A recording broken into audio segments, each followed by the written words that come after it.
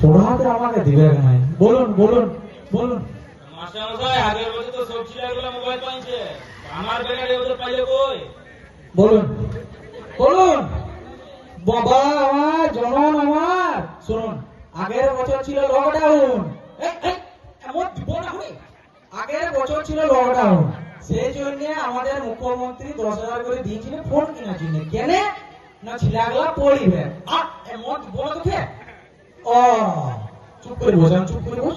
শুন, আগের বছর 10,000 দিয়েছিল যাতে ফোন কিনে অনলাইনে ক্লাস করতে পারে। কেন না স্কুল বন্ধ ছিল।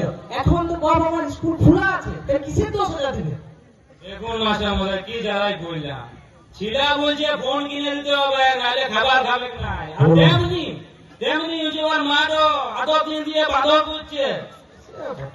মোবাইল না কিনে দিলে পড়া হবে নাই বলছে। বাহ, বটে। তা আপনার ছেলে কিসের পড়ে শুনি?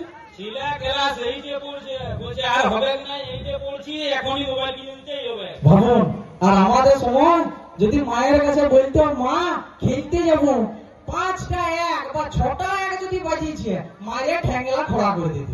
আর